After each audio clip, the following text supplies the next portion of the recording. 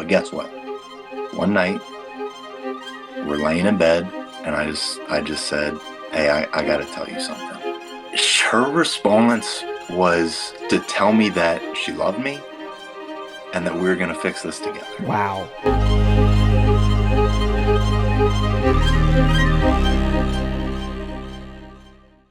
All right, everybody, welcome back to the podcast. I'm here with a very, very special guest, J.R. Harvey, also the owner of the page King's Community, helping men with mental health, physique, and relationships. You may have seen him already, but anyways, go to introduce yourself, Harvey. Hey, what's going on, everybody? My name's Harvey. Like you said, I am the creator of King's Community, which is a page that focuses on, men's issues, and I do my best to help out guys with mental health, physique, and relationship issues, because I believe all of those things are kind of intertwined together, right? And yeah, man, I'm excited to be here and chat with you. I've been a fan of your content for a little bit now. Thank you. I think I saw, first video I saw yours on TikTok blow up, and then I started, diving into some of your content, man. And Yep. yeah, thank you for having me on. No, dude, thanks for showing up. I'm super stoked. I wanted to ask, how did you get into this? So, where did this start for you? What was your inspiration to kind of jump down this journey? Yeah, great question. So for me, honestly, when the pandemic started, for so many people, everything kind of changed, right? Yeah. And I had always been a little bit entrepreneurial, trying to, sell things, side hustles and whatnot, making extra money as I was in my 20s. Right. And when the pandemic happened, I happened to be working for a construction company. I do sales engineering as my career, and they shut down all construction, in our states. It was like, hey, go on ahead and head home. Don't know when we're going to start back up. Yeah. Right. And, I, to be honest, I hadn't been on or active on social media in about 10 years prior to that. Mm-hmm. But my wife, she would always send me these TikToks that she thought were funny. Yeah. Right. I would watch them and I would think they were funny too. And then eventually, one day I was like, all right, I'm just going to download this app so I could watch these easier, because I would watch them. Right. And, TikTok, it just figures you out real quick, man. Yeah. For sure, dude. It knows. It does, man. It knew exactly who I was. It figured out what I wanted to see. And then I started seeing all of these creators and them talking about, how basically TikTok had changed the trajectory of their life and, all the things that they were doing.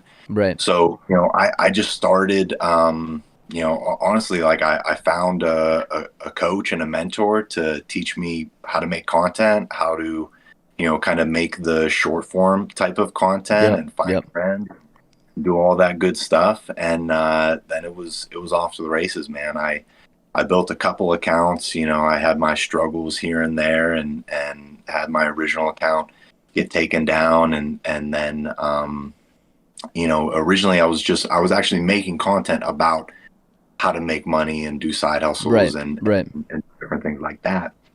And then when I made my next account, what ended up happening was I found this trend that it was a different type of video that I had never really made before, but it was kind of talking about, I made a whole series on it called The Broken Man. Yeah. Right. And literally the fourth video I made on this new account, it got 8 million views. And, originally the old account had about 100. Yeah, the old account had about 100,000 followers, right? Yeah, and I was proud of it. That was a big deal, right? Yeah. And it's a big deal for anybody who has that, right? But it was this moment for me. Everyone talks about the breakdown or the breakthrough moment. Right. And I before I started this the new account, it was I spent a month starting other ones and it just wasn't getting anywhere. Right. And I was talking to my wife about it. I was like, maybe I'll just move on to something else, because maybe I just caught fire on the last one, and I don't know if I can do it again. Right. Right. It seems like it's just not happening. Right. And a month later, I finally made this new one, and posted that video, got 8 million views, and literally within the first 2 weeks, I had 400,000 followers. Jesus. And this is TikTok, right? This is TikTok. Wow. This is TikTok. And it was like, dude, for me, like I believe in whatever you believe in, but for me, it was like God was like, hey man, you push through that time, Right. and here's the victory that you Right. deserve, Yep. right? And then I just started making like a different type of content, a content where it was like, instead of teaching people things, Yeah. I started relating to them with their pain, right? The things Okay. that I've gone through as a young man, and the struggles that I had. Right. For me, it was, I was really overweight as a kid. Yeah. So, for me, it was things like the only relationships I had with girls growing up were friendships, Right. right? Right. Because nobody wanted to date me, Right. right? Yeah. And I didn't have like that. Like I didn't have any confidence in myself. I didn't really understand that whole realm, Yeah. right? Which is, I would say, a lot of kids, at that age, kind of fall into that, right? Where it's Oh, just it's like bad right now. It's extremely bad right now. right now, especially, Yeah. right now, especially with the way kids communicate and Yep. and Yep. everything, right? And all the problems that they face. So it was like I started making content about that, and connecting with people on their pain. And even like some of the videos that have gone viral for you, like sometimes Yeah. you talking about like the struggles you've gone Yeah. through, or the struggles Yep. in general that people are going through. And I just Yep. realized, connecting with people's pain was like really the key to me to growing the social media channels and growing the business. I honestly, I think part of it for me was I see a lot of people go through certain things, and it's stuff that I personally feel like I'd gone through already, and they don't, and it sucks because it's like you have that answer, and I feel like sometimes I can say something a million times, and people don't see it the right way. Like it's the type of feeling you get when you hear something. There's been many times where I talk about, depression or anxiety, and I try to offer some sort of like solution or what helped me. And I feel like a lot of people hear it over and over and over again, and it's like, beating a dead horse where it's hard. I have to like try to like break it into them where it's like, you don't get like, this is the answer. And someday you're going to look back and be like, oh my God, I got it. And I feel like sometimes I have to repeat the same message over and over and over again for it to finally like click with somebody, because it's like it's the way you would weigh a problem. There's so many problems we go through, and you can hear the answer a million times. Someone could tell you, if you want to get from point A to point B, you have to do this, and so many people hear that and they're like, oh yeah, whatever, I've heard that before. But at some point in your mind, you have to give that answer the weight it deserves. A lot of people give their problem the weight, too much weight, and they don't give the answer enough weight. And I don't know. It's just one of the struggles I've had, talking about depression or this stuff I've had where so many, I'm shocked how many people are like, you don't get it. You don't get it. And it's like, well, I don't know why you would think I would talk about this if I didn't feel like I, went through it, or like, this is like experience. This isn't, I wasn't Googling how to get over depression. Like, fuck that. No, this is where I'm genuinely like, this is what worked for me. It might be unconventional, unorthodox, whatever, but like, that's what helped. And I feel like that's what we need right now. And I feel like that's something I see in your content, where the world has gotten so soft and PC, and we have to say nice things. And a lot of the time, we need something different. We need a different approach. And I really like the way you reach out with your content. I think I saw you interacting with someone where they were like, why are you posting stuff like this? And you were like, well, to attract that audience, I need to attract what they're feeling. And once I have them, I can help them. And that is exactly it. People don't get that. I think you're doing that extremely well right now. So what kind of struggles have you faced dealing with this? Like, what do you see the most common thing in these people you talk to and these people that you connect with? Yeah. I think number one right now for guys, and I don't know if this is controversial or not. It's just my belief. I don't think Right. there's like data or anything on this, but just from my experience with the guys that I'm working with, the number one most common thing with young men and I believe just men in general Yeah. is porn. Oh yeah. To be straight up, Yep. like it is. I think it's so much bigger than anyone has realized because no one has talked about it for the past 20 or 30 years, Right. Right. right? It's just now starting to come into the conversation because of, Jordan Peterson, Yeah. kind of talking about it and other, big famous people kind of Yeah. coming out and talking about how it's maybe ruined their relationship or, the struggle they've had with it.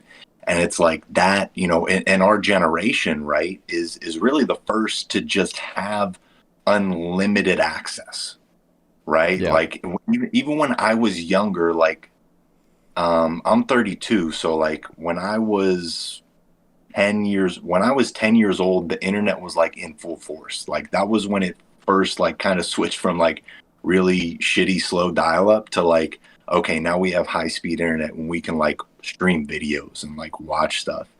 And I remember like when even before that, when I was like maybe 8 or 7 or 8, and like one of my older friends like finding his dad's Playboy, right? And that's like what all the old people talk about, like their first experience. But then it was like from there, it was like, okay, I went over my cousin's house and he had all of these videos he just downloaded off of like Napster or something. I don't even remember what it was, but we just had all the and we were like fascinated by it, right? It was like this whole thing, and we couldn't get enough, dude. I remember like being obsessed with just getting to his house so I could see more of it. And Yeah. like it just went on and on from there. Like it was like, the problem doesn't just go away. It just continues to dig deeper and deeper and deeper without you even knowing that it's a problem, Yeah. right? Because nobody talks about it. And most men like kind of talk about it as like a almost like a good thing Yeah. where like Yeah. they'll like show you a picture of like a hot girl's ass or something, just like as like, oh dude, check this out. I'm just like, I don't want to see that, Yeah. right? Like and they're like offended and confused, like because that's like a normal part of the culture for a lot of men for whatever reason.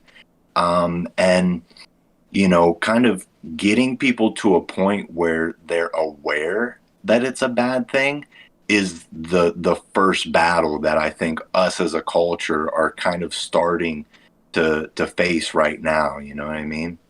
So I want you to dive deeper into that because I think this is a very trendy topic right now, or at least it's becoming to get it's on its way to trending. Because like you said, I'm seeing it over and over as well.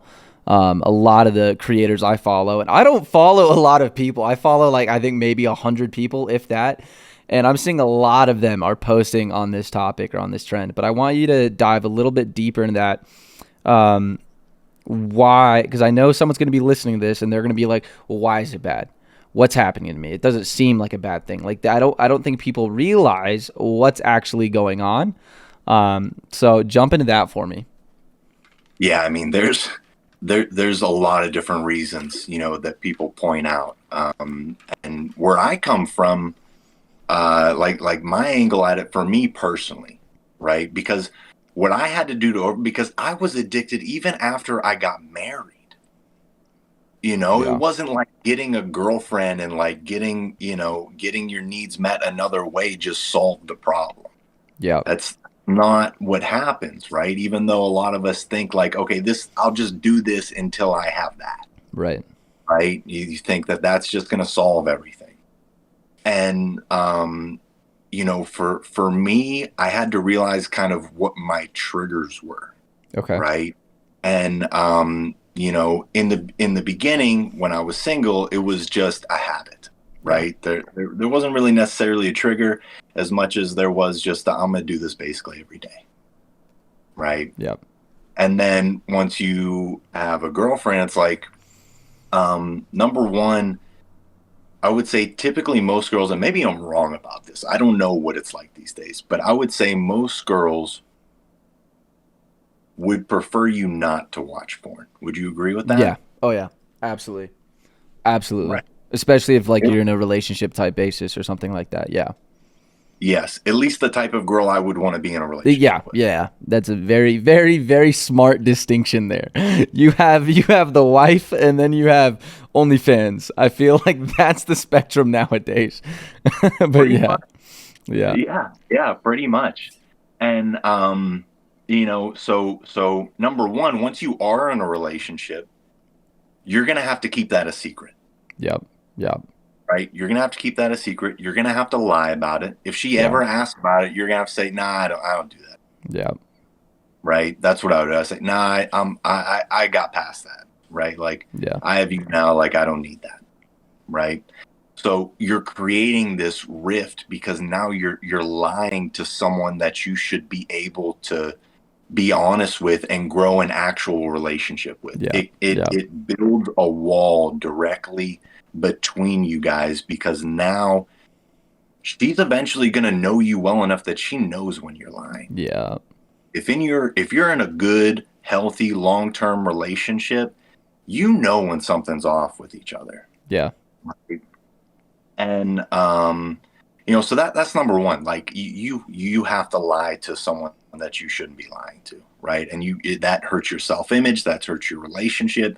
It affects you in so many different ways. Just we could do a whole fucking hours on why lying is a terrible thing for you, even Yeah. though you get these short-term benefits when you Yeah. do it. Yeah. But then for me, what I realized was I would go to it when like I was in situations where I was upset with my wife, Yeah. right? Like if we weren't having enough sex or if she had done something like that pissed me off, but I wasn't man enough to like address it, Yep. basically. You know what I mean? Like cause me coming from like the background I grew up in, it was basically like no confrontation. Yeah. I do not want any confrontation ever. I will people please. I will do whatever I can to make people like me as much as I Yeah. can so I never face any confrontation. Yeah. Yeah. Right. And I took that into our relationship.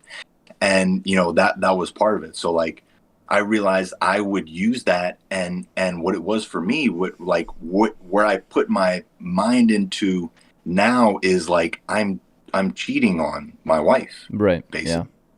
Right? Like this is my way to like punish her when I am upset with her. Yeah. And instead of like physically going out and finding another girl or whatever, I kind of lie to myself and say this is an acceptable way to do that. Yeah.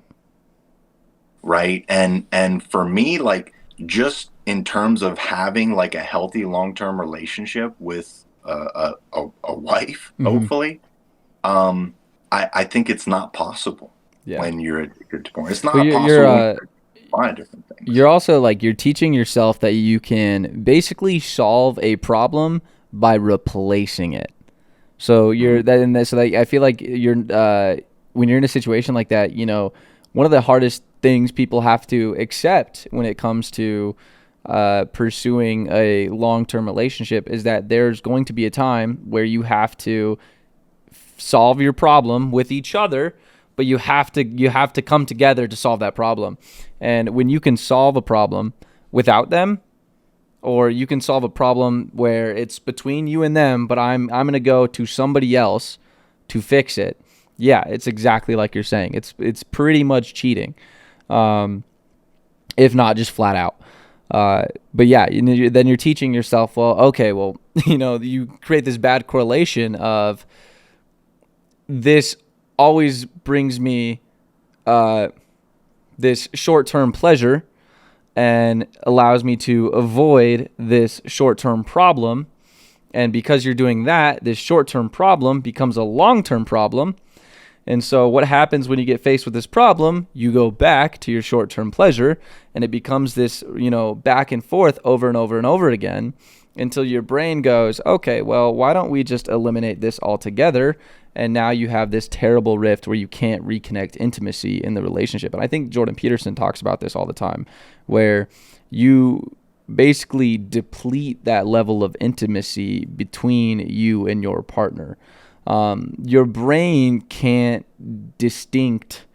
I should say this: for a short period of time, your brain can distinct the difference between watching a video and being there in person. But over time, when you get addicted to this, you're going to start separating the two. And someone who's extremely addicted to porn, who's watching this every single day, they are going to slowly fall more and more intimate with the literal video itself and less intimate with actual human interaction. And that's where you create a massive disconnect, because a lot of people don't understand that, especially in relationships, sex is like your guideline. I feel like it's a very good baseline where if you have a happy, healthy relationship, 9 times out of 10, you have a happy, healthy sex life, and vice versa.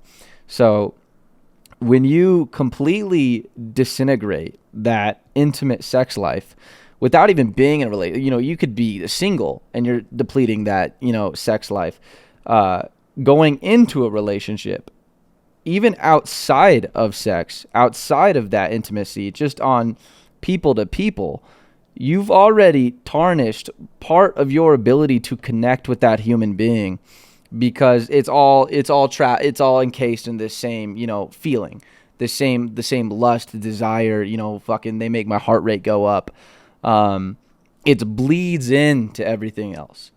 So I think a lot of people don't understand. It's not just the sex life that it ruins. It ruins everything outside of that too. I feel like everything, especially on an intimate relationship, stems from that desire to connect and be intimate with that person. And that's not just on a spiritual sense. That's fucking biological. Like, we're designed to reproduce. That's how we're wired. And you're basically teaching your brain, I want to fake reproduce. And that's like, that doesn't make any fucking sense. So, yeah, no, I totally see what you're saying. What do you think? What do you think is the best way people can start to battle that? What would you say is the best way to get out? Where should they start? Well, I think number one is realizing that it's a problem. Yeah. Right. That's number one. Because just like you said, you can tell someone something a million times. Yeah. Right. Or they hear it a million times, but they're not. It's falling on deaf ears. You have to hear it. Yeah. Yeah, it's falling on deaf ears, man, because they're not ready to accept that. Right. Because then that makes them face the problem. Yeah. Right. Because right now it's not a problem. It's a solution. Like you said, it's a solution. It's my time to relax, to blow off steam, to whatever, whatever it's doing for you. Right. So that's number one. Right. You have to realize it's a problem, and that causes a lot of internal problems within you. Right. Because then now you're in a battle. Yeah. Right. With any addiction, no matter what it is, whether it's porn, it's weed, it's alcohol, it's whatever. Once you recognize that it is a problem and you're now aware, you cannot be blissfully ignorant anymore. Yeah. Right. And it's kind of like your whole philosophy on life and like good and bad all of a sudden is shattered. Yeah. Because you're like, if I'm wrong about that, what else am I wrong about? Yeah. Yeah. Right. That's why, like, so many people, like, when they get to that first step, it totally destroys them and they just go back. And the problem is it's too late. Right. It's too late to go back. And then they're stuck in the miserable cycle. Yeah. Right. So it's like, okay, all right, we got to realize it's a problem. Sure. A lot of people are coming to the realization that it is a problem now. Right. Yeah. But how do you stop? Right. And what I would, the number one piece of advice that I give to guys trying to stop anything is to have grace with yourself. Yeah. Right. Because you're going to make mistakes. Yeah. You're not just going to cold turkey this thing the rest of your life. Yeah. Right. It's just, it's not realistic. You're not David Goggins, okay? And Yeah. even Goggins, like he was that fat dude, Yep. drinking milkshakes every day at one point, Yep. right? Like it is a progression with everything in life. We live in this microwave society where we just expect like everything to just come and we do one thing and it gets us this result, Yeah.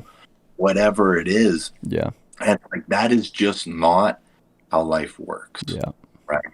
So it's like you need to be prepared to fail, right? Right. And that's Right. like a whole nother issue people fail, kind of struggle with, right? They don't know how to cope with failing.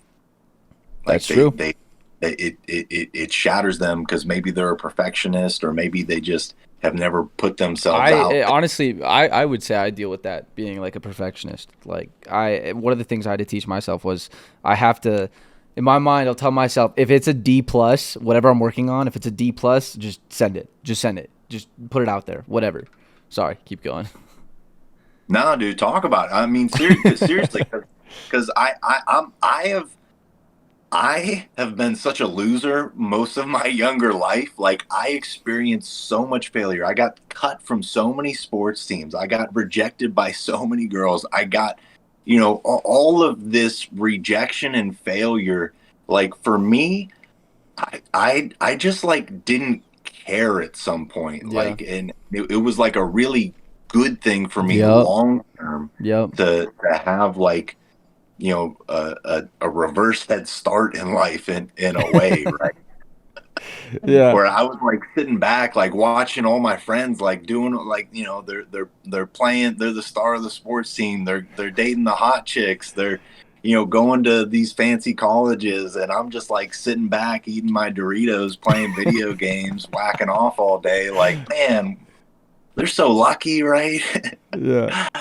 And yeah, I mean, talk about that, dude, because like that is a big problem. I mean, so this stems back, I would say, probably from how I was. I don't want to knock how I was raised, but it definitely came from a very, very like tough household. So it's like everything's gotta be fucking spick and span, like perfect, you know. And I kind of just got this almost obsessive um, over having to like perfect everything. And I actually had a buddy of mine say something literally like 2 days ago. He was like, "I figured you out." I'm like, "What do you mean?" He's like, "You either do something full on or you don't do anything at all." I'm like, "Yeah, pretty much. Like I either obsess over something or I don't do it at all. Like I have to be and it's just kind of a habit." And I've learned as I got older, it's good and bad. Good news, I invest a lot into stuff and I can make quick progress because of how much I can invest at one go. But the other piece of it is knowing when you need to start producing and stop working. So I will catch myself, when I'm editing podcasts, for example, I will catch myself. I edit the whole podcast in like 20 minutes, and then I will spend 3 hours color grading it for no fucking reason. And I like can't get myself to like just stop. And that's why I'm like, okay, from now on, everything that's a D plus passing grade, like fuck it, send it. Even when I edit my shorts and my reels, you add the captions, and I'm thinking of like highlighting which words, and like I will spend so much time highlighting these words, and I'm like, fuck, like it's not that serious. And so over time, I'm starting to work with that and kind of take, try to, take hits towards it and, break it off, piece by piece. And I'm getting a lot better at it. And I've learned that same mentality falls into other parts of my life as well. For example, like I would like dating and relationships. It's been like the same thing where uh, there are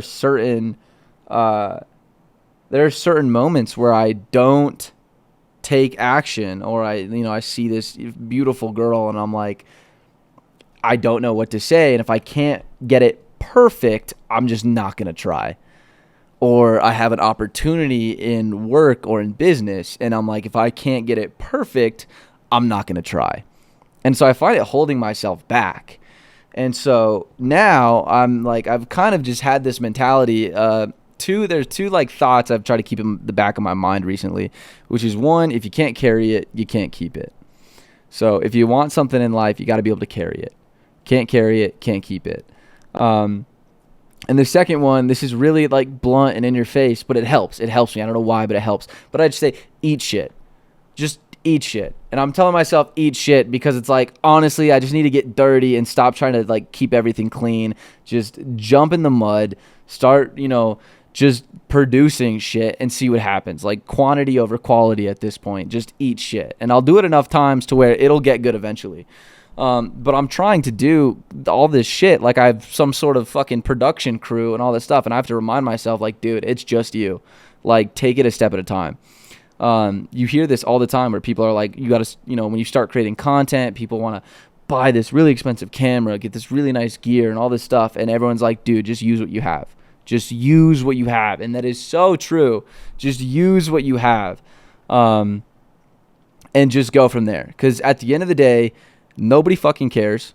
And the people that do care are probably not going to resonate with you anyways. And the only reason they care that much is because they're hating on you. Everyone that hears what you're saying doesn't care what the fuck the camera looks like. Everyone that's listening to you is not judging your fucking color correction.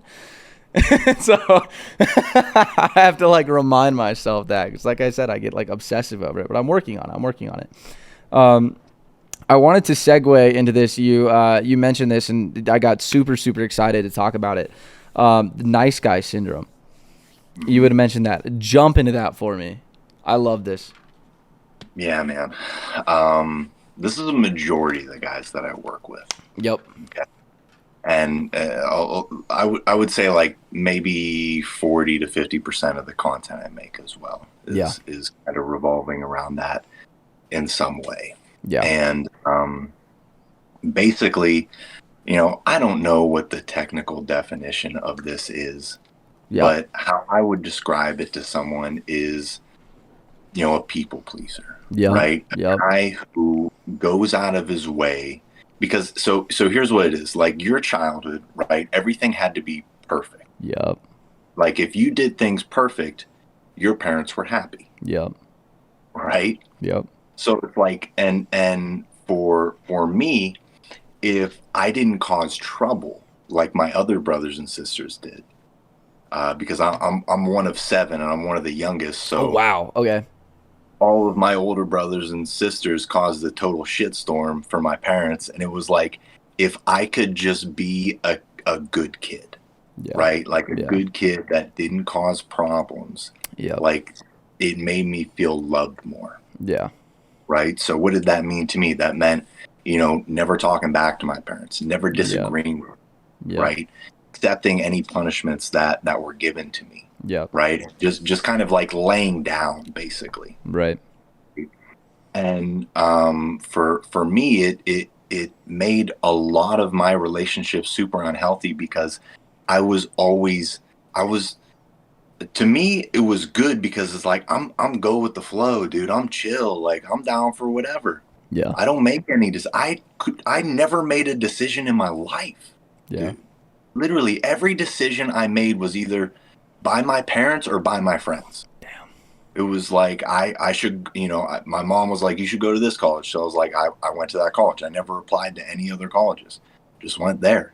It was like, my friend was like, dude, you should, go out for the basketball teams here. I was like, oh, all right. Yeah, I should do that. It was like everything, like, where should we go to eat? All, down to like the little things in my life. It was like, I would rather let someone else take the responsibility for the decision of my life. That's deep. Right? Damn. Yeah, because I could blame them if it went wrong. Right? So I went through this period in my life, actually after I got married, right? I got married when I was 24, and my wife and I, we met a couple that like we became great friends, and they became like mentors to us. Yeah. Okay. And they were like, wealthy and successful and just traveling all over the place. And I'm like, what is this? Like, what is this dude all about? Like, I want to be around this guy, and he basically taught me how to be a better man, Yeah. you know, because in his younger days, he could relate with me because he was very similar in that way. And like the first thing I had to do was I had to start making decisions. There was no more like, let's do what you want to do, right? It was like, step up and make decisions and take responsibility for whatever happens. Yeah. Right? And that's so hard for a lot of guys because they don't want to take the responsibility. Yeah. Right. And then the next lesson he taught me was you need to confront people when things are awry. Right. Yep. That is a huge one. That is a huge one. Like I'll never forget like the first time he like told me there was like we had like this giant group of people like kind of like there was like we were saving money to go on this trip, right? So it was a bunch of dudes and a bunch of girls, and we said, all right, we're just gonna have a guy's room and a girl's room, right? This is like not a big deal, whatever. They'll go spend time together throughout the day, but just to like save money and make it not weird for everybody, we're gonna do it like this. And like the room I was kind of like, I guess you would say, in charge of, because I paid for it and I was like kind of collecting everyone's money and everything and leading the group. At night, like one of the girls like kind of snuck in and just stayed the night with her guy, right? Wow. Because she felt uncomfortable in the girls' room or Yeah. whatever. You can understand how that would Yeah. happen. Yeah. And he heard about it. And he was like, "Well, dude, what'd you do about it?" And I was like, "Nothing." And he just like sat there in silence and like looked at me. He was like, "Why wouldn't you do anything?" And I didn't have an answer, Yeah. right? Yeah. Because the answer was I didn't want to make those people upset with me Yeah. because they're my friend, Right. you know? But it was like they're clearly in the wrong. This was not the agreed upon thing, right? She's making everyone else uncomfortable, Yep. and no one else is saying anything. You're the person in charge, so you need to handle it. Yeah. Yeah. Right. And there was so many like things like from there, and a lot of them just in my relationship with my wife, where it was like, one of the things that I learned was like, if you think something, say something softly, right? Wow. Wow. Okay. I don't know why that just fucking hit me, but that hit me like a bag of rocks. Dude, that last word is important. Yeah. It's very Wow. important. Wow. Okay. And it was this one class I took, the way the guy taught it, he was like, there's different tones of voice, right? Yeah. And when you're confronting someone or talking about something uncomfortable, or you have to, bring something up about them, he said, you want to talk to them like a nurturing parent, right? So it's like, hey, what's going on with that? I noticed you're kind of like upset. You kind of snapped at me like, what, you all right? Yeah. Yeah. Right. It's like having that where, people who don't like develop the communication skills, and myself included at different points in my life, and I'm still working on it. Yeah. It's like you either ignore it completely or you explode because it's been building up for days, weeks, months, years. Yep. Right. And then something small just finally snaps and you have to say something. Yeah. But instead of saying it softly, nurturingly, you say, dude, I'm so tired of you doing that. Like, why do you do that? What is your problem? Yeah. Right. And then you're in an argument. Yep. And nothing's getting solved because now you're listen, fighting with emotions with a woman, you're gonna lose. You're going to lose. They are Yep. more emotional than you. Oh, absolutely. Absolutely. And they're gonna connect with it, and they hold grudges better than you too. Trust me. you know? So it's like learning all these different lessons, right? Saying something like I got into this habit. One of the things he taught me was if someone sends me a text, right? Let's say somebody cancels on you, right? Somebody flakes, right? You got plans with them. You can either send them a really passive aggressive text, right? Or you can just, tell them, oh, it's okay, maybe next time, right? Which makes you sound like a bitch and you'll never get any respect from anybody that way, Yeah. right? Or you can call them immediately as soon as you receive the text message to have that nurturing conversation and get to the bottom of the why behind the what. Yeah. Like if it's a date, it would be like, hey, what, like, I understand things going on. But is it like, do you actually want to go on a date with me, or are you just like canceling because you're not interested in me? Because it's cool either way. I just want to know, so I'm not like wasting my time pursuing you because I like you, Yeah. you know.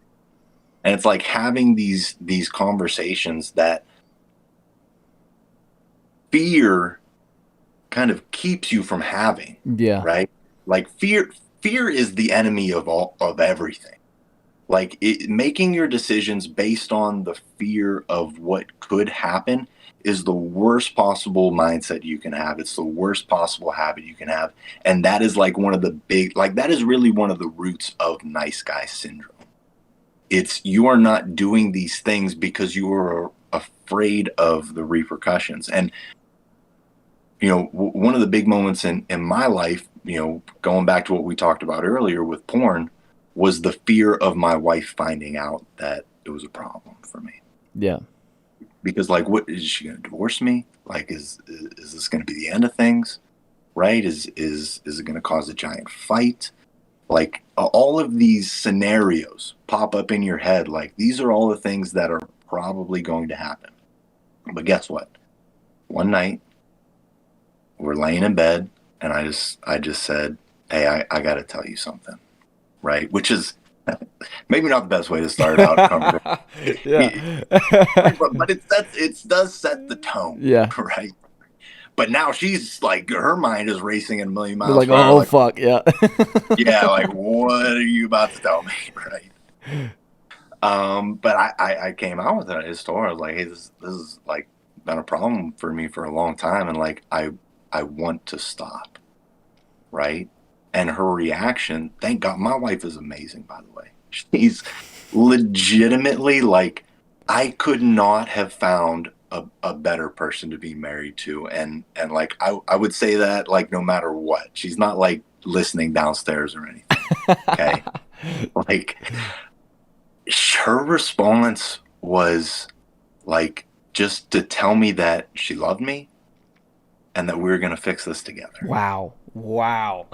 Wow. And that wall totally fell down, and now we had intimacy again. Yeah. Yeah. Damn. Because like, I'm thinking of all these terrible things that could happen, and she turns around and goes, what, do we need to have sex more? And you're just like, is that even an option? What? Immediately Like, telling you she's on your team. exactly. Yeah. That is what real relationships are all about. That Yeah. is like another thing that so many guys and girls struggle with, like in the long term. It's like they're competing. Yeah. They're competing with each other the whole time. They don't realize that there's that, and maybe it's because they don't have common goals. That's a huge problem. Like if you don't have common goals that you are working towards together, Yeah.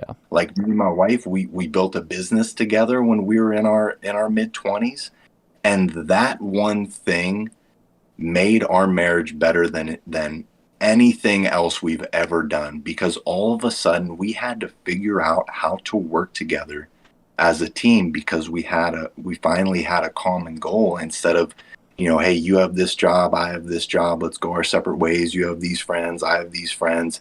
You're into this, you're into that. Like that's how most relationships work, right? Yeah. Like you just do all these different things, right? But I would highly recommend you finding anything, Like it doesn't matter what it is, but I mean, it should be your life together and your future together Right. should be one of the main things that you agree on and are working towards, right? But so many people just like, it's like none of us were really taught how to have a successful relationship as a child, right? We just have our parents to look to. And I would say a majority of us are kind of fucked when it comes to that. It's Oh like yeah. there's not a lot of good examples out there when you see the divorce rates are 50%. And then I would say, another 50% of the 50% are just miserable and staying together for the kids, right? Yeah. And And that's not good whatnot. either. Like, Yeah. no, no. Maybe it's better for maybe it is better for the kids. It depends on the situation. I don't Right. really know. But it's like when you find an example of a really good couple, like we did when we first got married, latch on to them, dude, because that is a rare find. Latch on to them, watch them, ask them questions. They know, just like everything in life, people are successful in business, in sports, in relationships, in whatever, because they just know things that you don't know yet. Gotcha. Wow. Wow. Yeah. Um. Yeah, man.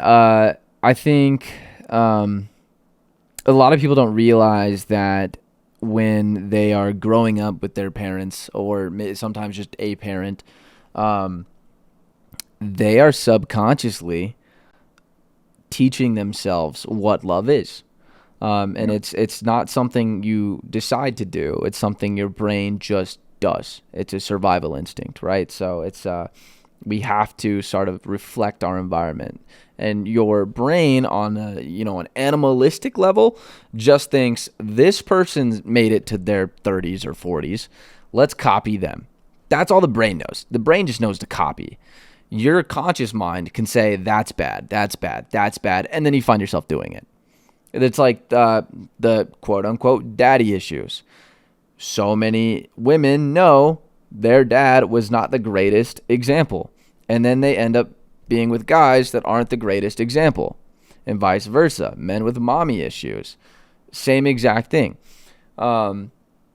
So it's really important to take a kind of a open-minded look into your life and realize, how was I raised? What was I taught? What have I been chasing? What are the patterns? Have I found myself dating the same person over and over and over again? And if so, why? What I actually had to do, because I was fucked up. I actually found a book. I remember, this is so sad. I remember I was like super depressed. And I was like fucking bawling my eyes out or something in my room. And I literally like YouTubed like how to get your ex back. Like, that was, yeah, I was in my lows, man. I like YouTubed how to get your ex back. And I found Corey Wayne. And I don't know if you know Corey Wayne is. He's a dating coach, whatever. And he would do, email newsletters or whatever. And he would like read some email from some dude, and he would make these videos replying on what to do and yada yada. And I would watch these videos and I would be like, is this really it? Like, I was so far off, like so off on what dating was and how to like date or just be a man.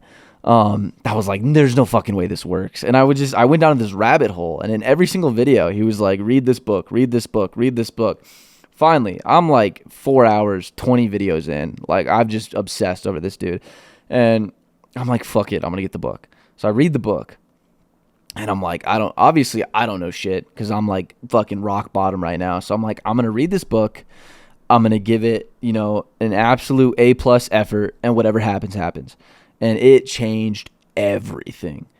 Everything. And it was this book on dating and relationships, and it's practically identical to everything you're teaching, and everything you're talking about, which is just phenomenal. And it one of the things that really captivated me with the nice guy conversation was that you feel safer as a person when you are surrounded by someone that knows when to say no, or someone that stands up for themselves.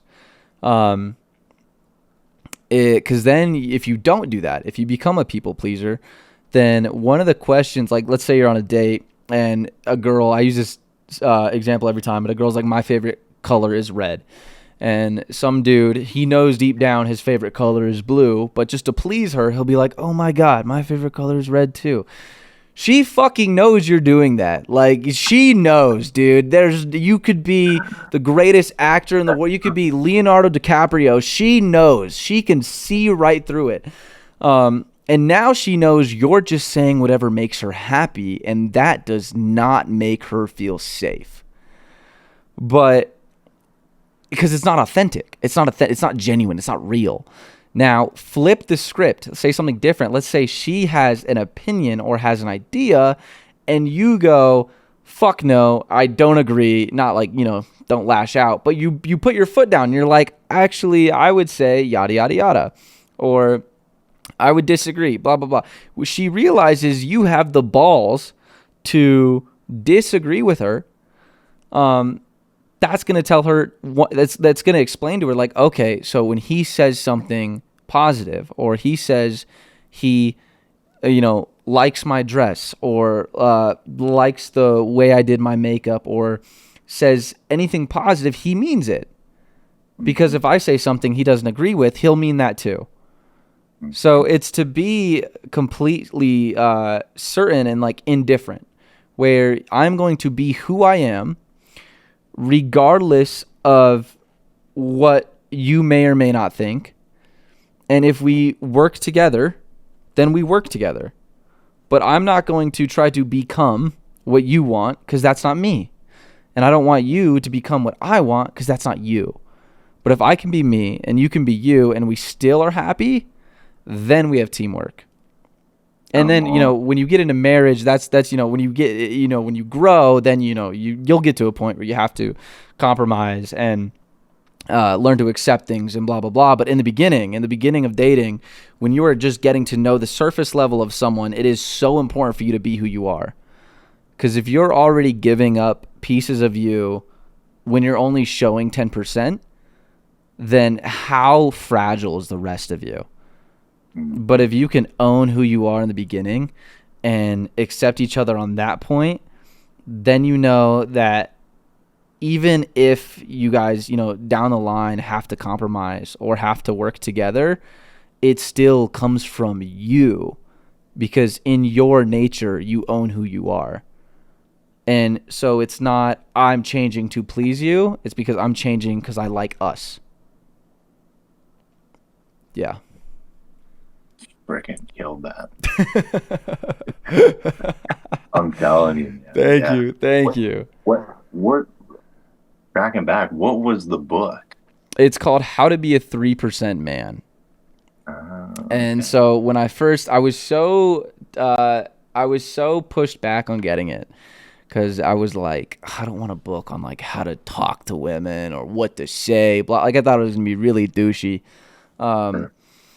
And the concept of the title was that only 3% of men actually understand what women want.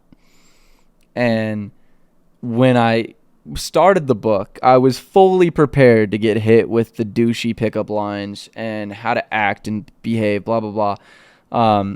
And really, it just attacks you. The book just attacks you as a person. It's like you're fucking everything up. It's not her. It's definitely you. But the main idea of the biggest takeaway I got from the book, first and foremost, the main concept was to basically build your character. And if you want the best, you need to become the best. But the biggest takeaway I got from the book was to basically, you need to be able to create someone you genuinely love, like in yourself. Create the person you truly, truly want to be. And if you love yourself enough, be you unapologetically. And the idea is that if someone doesn't want you, that is absolutely fine. Absolutely fine. So many guys get beaten and broken by rejection.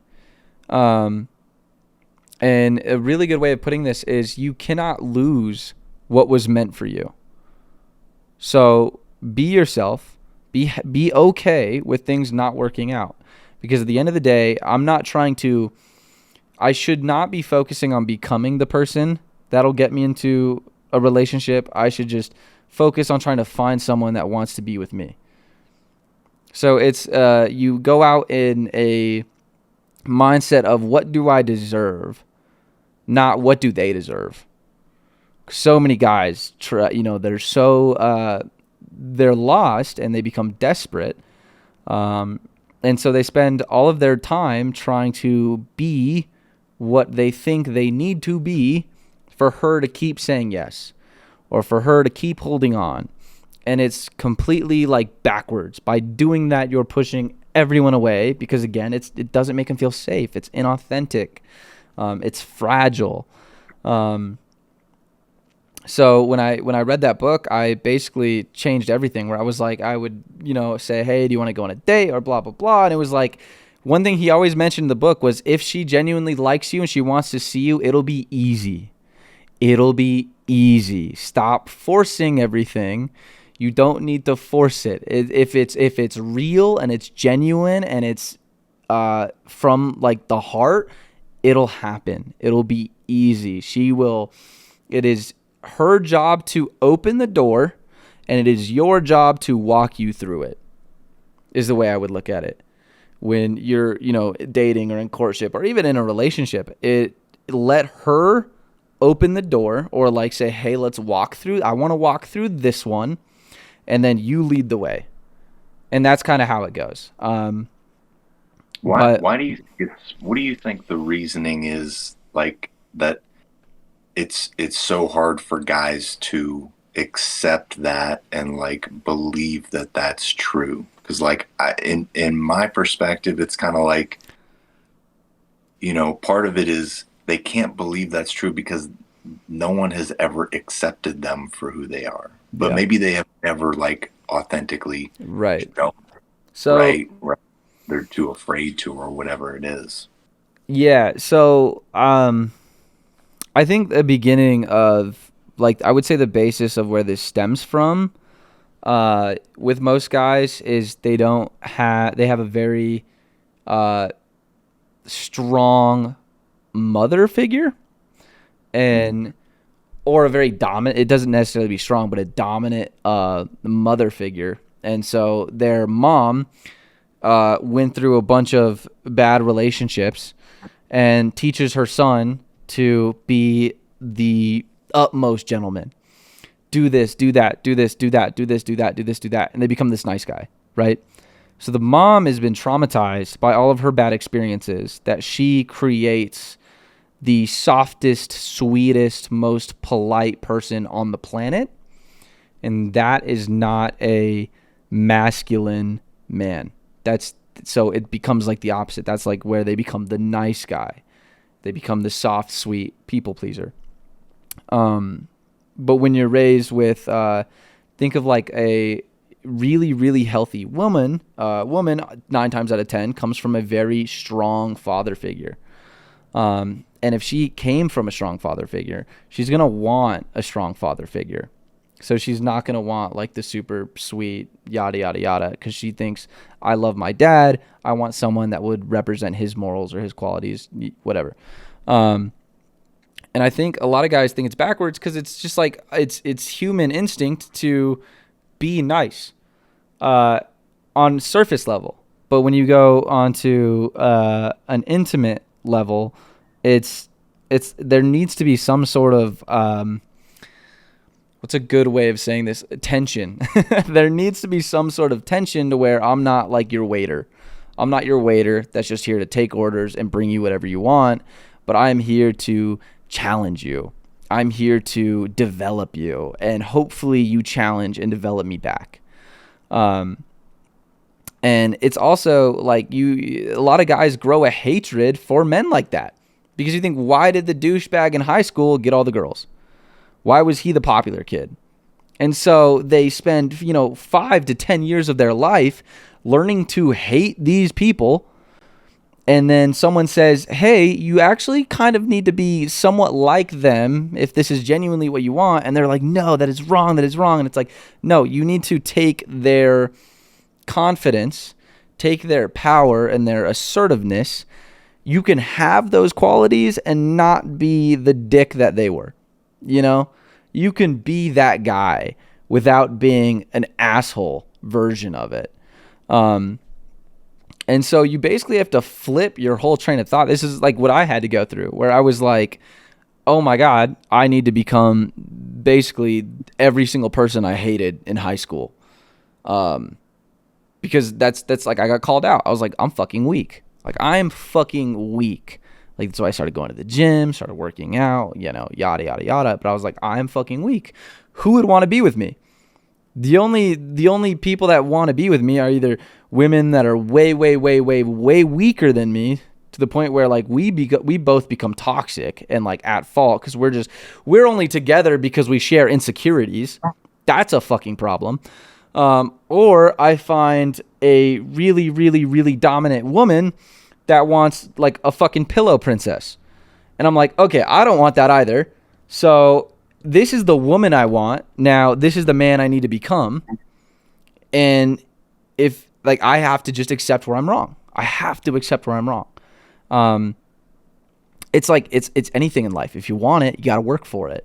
And 9 times out of 10, you don't have what you need to get there. So you got to build it. You got to create it. You got to make it. Sorry, I was checking my camera. That's kind of like where I'm at this point where, back then I'm like, I need to basically suck it up and start changing my body language. Let's change the way I dress. Let's force myself to have a little bit of confidence. And it's like, I think Alex Hermosi says this. I don't know if I said his name right, but he's like, confidence comes from experience.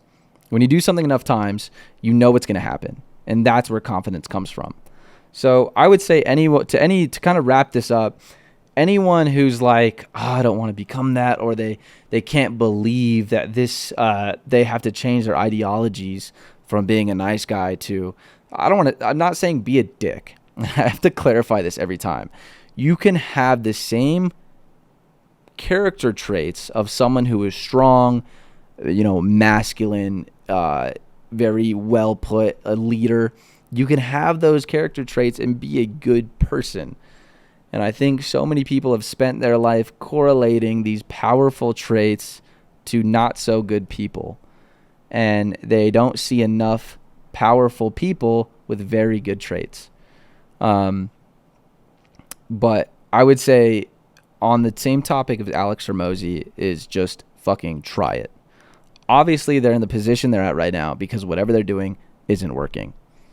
So if it isn't working, it's not rocket science to see a bunch of people exhibit this behavior and have what they want. Don't reinvent the wheel. Stop trying to, and I've had this problem where I have a lot of friends that don't listen to me and they're like, I want to discover, this for myself. And I'm like, that's great. That's awesome. If you really want to go down that road, do it. I'm just saying, if love is what you want, somebody knows how to get it, I would just go see what they're doing. And that's kind of where this all like wraps in, is like, you, for example, I would say that is like, not to be like egotistical, but I'd be like, dude, look at me. Like, obviously what I'm doing fucking works. So like, maybe like, I'm not saying I'm God, but like maybe it'd be smart to try to replicate some of the things I do, because obviously it's worked for me. Right. They do, in a way, have to find it on their own, though. Right? Yeah. Right. You can't convince someone to do something that they're not ready to do, and that whole journey, man. I don't know how it is for everyone else, but for me, it's really hard to find that line of not being a dick, but being assertive. Yeah. I think it's like you said it earlier. It's like when you see something, say something softly. That last word, that is probably the most powerful thing I've heard in a long time. Like that right there, I think it hits it, like it just captivates that whole idea perfectly. Yeah. It's how it made such a difference for me in all areas of my life, because it's difficult to find that sweet spot. I for sure like stepped over, like I took it to the extreme, Yeah. right? Yeah. I became the douchebag Yeah. at a certain point and had to learn that. And maybe that is like, maybe that's kind of a good way to go about it. I don't know. I'm not Right. recommending that, Right. but you do have to step over the line to find the line. You have to, yeah, you have to get over it. You got to start feeling it out. You discover it. Yeah. Okay. I see. Yeah. I see what you're saying. Exactly. Yeah. Exactly. So like me, I became the dude that like you said, like the douchebag in high school. I became a drug dealer. I became this dude that partied all the time. I became this dude that was like just trying to get with girls and like Yeah. doing all that stuff that I thought was so stupid, in my younger years. And then for me it just took meeting this girl that was like, I can't mess this up. Like I have to dial this, like I have to leave that behind because I didn't like it that much Right. anyways, Yeah. Yeah. It was that like inner battle of like, this is awesome. All the guys now think I'm really cool. All these new people I'm meeting at college, they think this is who I always was, Yeah. right? They don't know any different. And then there's that also puts these expectations on you. Like when you start working out, when you Yeah. become this different person, everyone just thinks you've been this person your whole life, right? And they expect you to act certain ways because of that. And sometimes you try to meet their expectations, kind of stemming back to the nice guy stuff. But Yeah. yeah, man, I think that's well said on your end with all of that. I mean, I'm everything you've talked about when it comes to the dating, that book, and I've read similar books like that. It could not be more true. And I think, just on the topic of books, people just need to open their minds up and start. There's so much Yes. information out Yes. there, right? Yes. There's so much information, and yeah, not all of it is like the end all be all, and there's some things you might disagree with Yep. and some things you don't think are right. But every single book I've ever read, there's at least one thing, right? There's one thing that just sticks with me, Absolutely. and right, and it's just like the slow progression, right? It takes a long time to read a book for me because I'm not Dude, much of a I'm reader. audible. I'm audible. I don't even read it. I just listen and I put it on like 1.5 times speed. Yeah. I fly through Audible, yeah. But I just wait for that keyword and I'll hit rewind. See, I treat it as like Audible. I use Audible, of Yeah. course. Everybody should be, but it's like I see like Audible is like is like going for a jog, and like reading a book is like doing a marathon with a weight vest on or something. It's like That's true. That's true.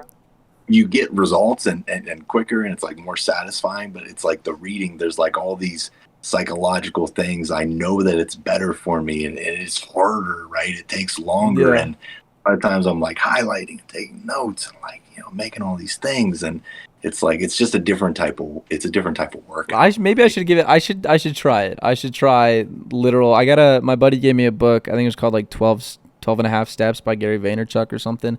I will read that one. I will read the words and I will let you know how it went. But we're gonna have to hold them to it. Like we're gonna check it out in a month and see where you're All right, all right. What I'm very curious, what book would you recommend? at. For What's anything? What's that one book where like it's always on the top of your mind, favorite book you've ever read or the one that helped you out the most? The one that mm, sticks close to the heart. I would say like before, it's like every book gave me a different thing, right? There wasn't necessarily one that just like changed everything for me. Of course, like most people, it's like the first one is always like it's the first Yeah, one right, right, right, right. with you. Like for me, that was Rich Dad Poor Dad. So like, and for a lot of people, I it's haven't that read book. that one, but I think I need to. Yeah, it's one of those books. Like you read, like it just changes. It's a mindset thing. It's a great book. It's like number one selling personal finance book of all time, right? Of Oh, course, it's damn. a great book. But there's just there. I think there's a book for every every lesson. Like for me, when it comes to the dating and the nice guy stuff, Yeah. if you're familiar with a guy named Mark Manson, he wrote uh what did he, it was like how to stop giving a fuck. What was the title of the book? I think I know It what you're was, talking about. Yeah. you know what I'm Yeah. talking Yeah. about? Yeah. I think Yeah, it's literally I called don't like know. Stop Giving a Fuck. Yeah. Yeah, something along those lines. But what people don't know, like before that book blew up, he was a dating coach for many years, and he wrote a book called Models. Same exact things that you were talking about in that 3% book. Yeah. Like I'm sure all of those principles like were in that book, and that's a book like for a lot of the guys that I take on, like that's one of the first books I'll have them read, like Yep. especially for all the stuff we just talked about. Yep. There's tons of books about habits now, right? Atomic Habits and the Compound Effect and the Slight Edge, and you just go on and on. Like there's just so many books, and for me, I think the most impactful ones are ones where it's more of like a spiritual awakening type Yeah. thing. Yeah. It's not necessarily like a mechanic, right? Like, okay, if I do X, Y, and Z, I'll establish new habits, Yeah. right? It was more like the book kind of cuts you open and reveals this wound that you have, like you said, Yeah. When I read that book, I was like, oh my God. Fuck. yes, the one where it's like, this dude's fucking speaking to my soul. He's Yep. Yep. Yeah. watching me my whole life or something. Like this Yep. whole story is about me, man. Yep. And like the books that I can find that do that, those are the books, I wish I could read for the first time Yeah. again. You know what I mean? And have that experience. It's like a euphoric Yep. epiphany You experience can that, see everything that's gonna change, because all of a yeah, sudden you see every single thing that you've been trying to like figure out. Somebody puts it right in front of you, and they're like, "Found it, found it. Here was the problem for the last 5 years of your life. Now let's do something about it." Like, it's amazing. And I wanted to say, you make a very good point there. For everyone that's unsure about changing certain ways about dating or whatever, or is hesitant in this sort of genre, if you look back at all of these different books that do extremely well, they all teach practically the same thing. They might be narrated slightly different, or the approach may be a little bit different, but the concepts are always the same. yes. So, yeah. Yeah, exactly right. I mean, because it works. Yep. Yep. Like there's certain things that work. If you Yep. read a bunch of personal finance books, they're going to say a lot of the same things, right? And a Yep. lot of times, like you said, you can say something to someone like a million times, and they just don't hear it, right? Yep. But when someone else says it, then it's like, oof. Exactly. Or when someone else tells a story that they could relate to, like Yes. Yes. right? Like we talked about, like relating with someone's pain. It's like when that's when they open up, right? When they're like, oh, this is so relatable Yeah. now, and Yeah. I can see that answer that has been in front of them the whole time, right? They've heard it a million times. They've seen it in so many different ways, but now that someone has, it's like you built an intimacy, you built Yeah. a connection, right? Yeah. Like Maxwell always talks about, like, if you want to impress me, talk to me about your victories, right? Talk to me about all the things you've learned and that you've done. But if you want to connect with me, talk to me about your failures. Yeah. Yep. Right. That's how you build intimacy. That's how you build relationships with people. It's like, some of the people in my life that maybe were never even good friends, or we were ever like tight or anything, like, but if we went through something together, like if we were on a team together, or Yeah. Yeah. if we went through, a crazy event or a crazy trip or whatever, like that moment just bonds you forever. Yep. Yep. Because you experience this low moment together, or a high moment, whatever it was, right?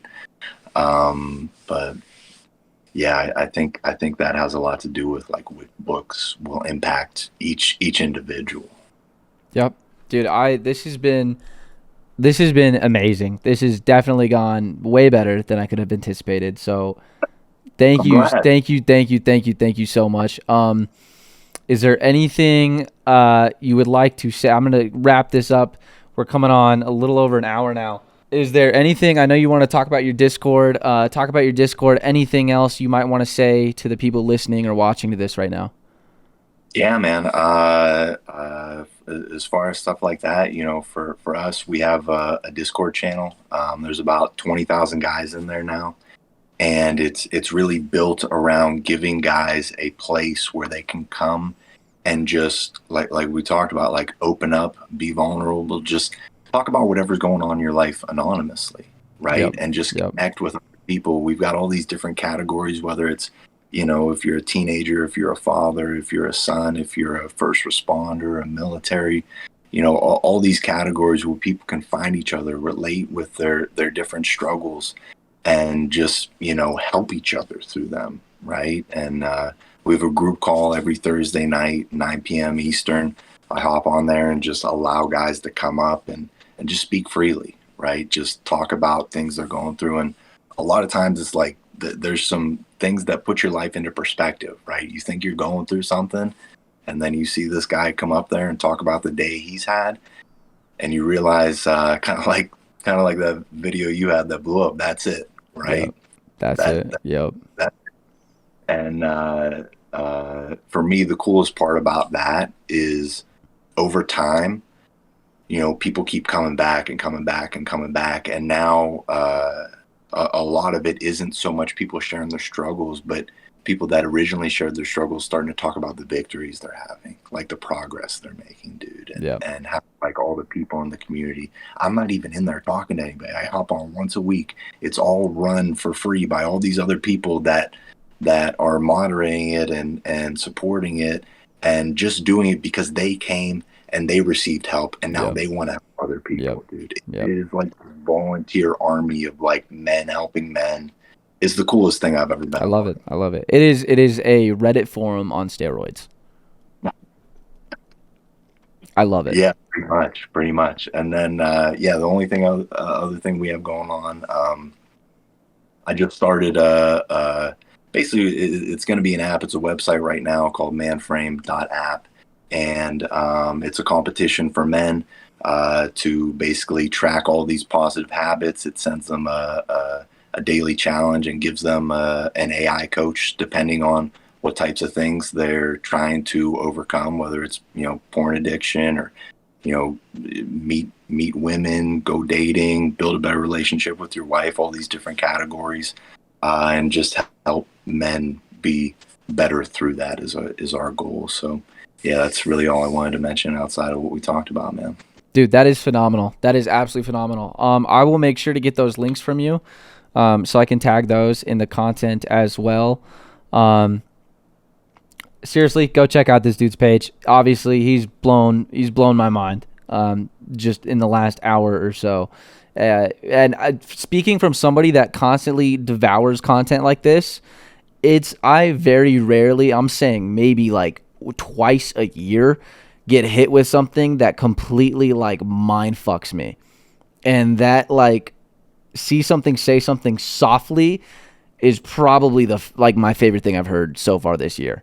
So thank you for that. Thank you for that. Thank you for this interview. I absolutely love everything you are doing. Keep doing it. Everybody, please go follow. Go show some love, support. If you're dealing with anything, check out the Discord. Yeah, thank you so much, Harvey. I appreciate it, man. Thank you, dude. Appreciate you.